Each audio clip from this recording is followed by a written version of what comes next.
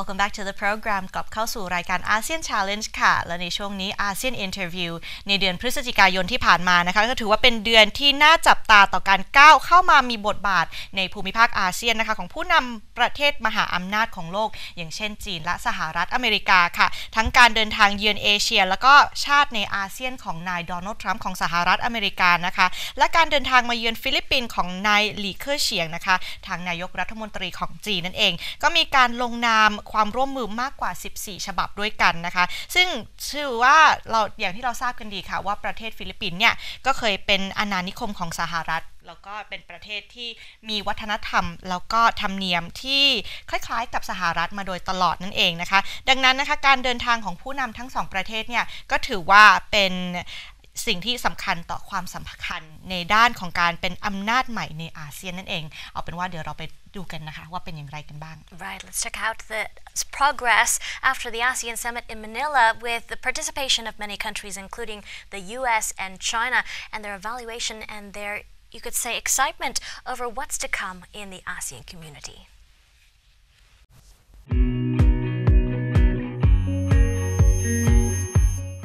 U.S. President Donald Trump touted the success of his recent Asian trip on Wednesday, November 15th, highlighting calls for China to implement fair and equitable trade practices with the United States.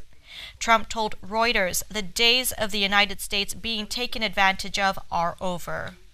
During our visit, President Xi pledged to faithfully implement United Nations Security Council resolutions on North Korea and to use his great economic influence over the regime to achieve our common goal of a denuclearized Korean Peninsula. President Xi recognizes that a nuclear North Korea is a grave threat to China, and we agree that we would not accept a so-called freeze-for-freeze agreement like those that have consistently failed in the past. We made that time is running out, and we made it clear. And all options remain on the table. I also had a very candid conversation with President Xi about the need to reduce our staggering trade deficit with China and for our trading relationship to be conducted on a truly fair and equitable basis. We can no longer tolerate unfair trading practices that steal American jobs, wealth, and intellectual property. The days of the United States being taken advantage of are over. We remembered the incredible sacrifices and courage. When we are confident in ourselves, our strength, our flag, our history, our values, other nations are confident in us. And when we treat our citizens with the respect they deserve, other countries treat America with the respect that our country so richly deserves. During our travels, this is exactly what the world saw: a strong, proud, and confident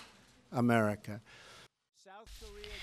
Trump returned from the 12-day trip on Tuesday night from a tour that took him to Japan, South Korea, China, and Vietnam, and the Philippines capital. Trump called for joint efforts to tighten the screws on North Korea and its development of nuclear weapons in defiance of UN sanctions.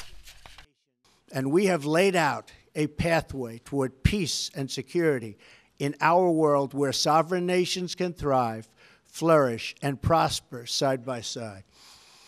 This is our beautiful vision for the future. This is a future where this vision, this dream, is only possible if America is strong, proud, and free. As long as we are true to ourselves, faithful to our founding, and loyal to our citizens, then there is no task too great, no dream too large, no goal beyond our reach. My fellow citizens, America is back, and the future has never looked brighter. Thank you, God bless you, and God bless the United States of America. Thank you very much. Thank you. Thank you all. But at an Asia-Pacific summit in Vietnam, he declared that redressing the uneven balance of trade between Asia and the United States was at the center of his America First agenda, which he says will protect U.S. workers. China and the Philippines on Wednesday signed 14 cooperation deals as leaders of the two countries pledged to strengthen positive momentum in bilateral relations. After meeting with Philippine President Rodrigo Duterte, Chinese Premier Li Keqiang told the press in Manila that the Chinese-Philippine relations have improved and both sides hope to work together to make up for the time that we might have lost. Li is the first Chinese premier to pay an official visit to the Philippines in a decade. He came to the Philippines at a time the bilateral ties are warming up, a development that has continued since Duterte came to office last year. Li said Duterte's visit to China in October last year was an icebreaker, and he has come this time to carry forward the traditional friendship. The two leaders witnessed the signing of the 14 cooperation agreements on infrastructure, financing, bridge construction, bond issuance, drug rehabilitation, climate change, intellectual property protection, industrial capacity cooperation. The leaders also announced the start of work for 2 river bridges in Manila and 2 drug rehabilitation centers in Mindanao. Looking forward, Li said China commends the Philippines' Ambisyon Natin 2040 development strategy and is happy to be involved in the Philippines' large-scale infrastructure programs. Cooperation strategies spanning 5 to 10 years in areas like infrastructure can be discussed and formulated to send out a message that the China-Philippines relations will continue to go forward, he said. Li pledged 150 million yuan, or $22.7 million in grants from the Chinese government to assist the reconstruction of the war-torn Marawi in the southern Philippines. The Philippine government in October declared victory over Islamic State or IS-linked extremists in Marawi, ending nearly 5 months of fierce fighting that left many parts of the city destroyed. Li said he believed that with Duterte's leadership, the rebuilding of Marawi will be completed at a very early day and local people will enjoy an even better life.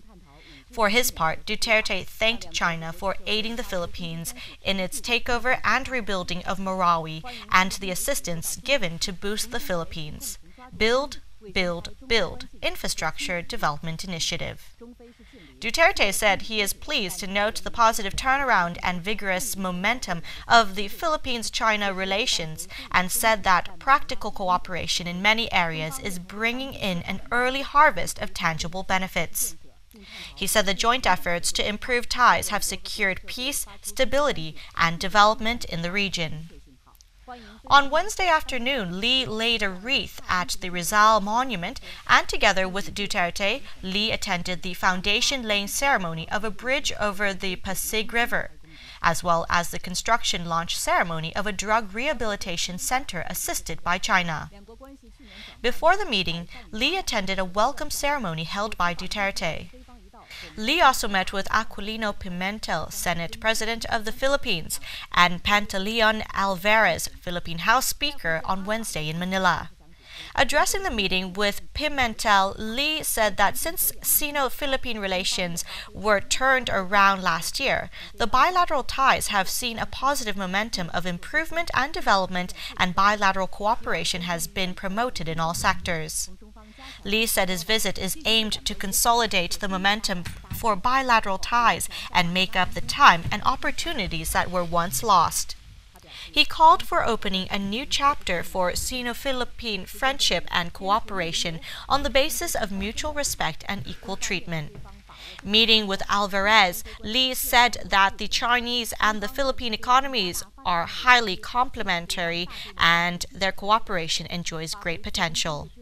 Noting that the Philippines is vigorously pushing for infrastructure construction to improve people's livelihoods, Li said China is willing to give full play to its own advantages in production capacity and equipment manufacturing, and enhance cooperation with the Southeast Asian nation in the fields. China is also willing to discuss financial cooperation in a bid to better realize mutual benefits and win-win cooperation.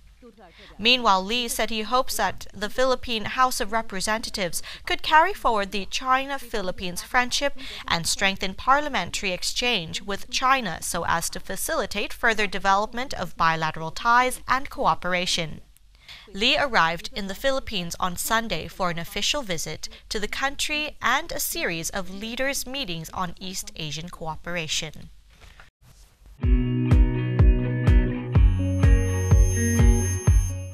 And that was our ASEAN interview this week on ASEAN Challenge. Thanks for joining us this week. We'll see you again very soon next week. For now, สวัสดีค่ะ สวัสดีค่ะ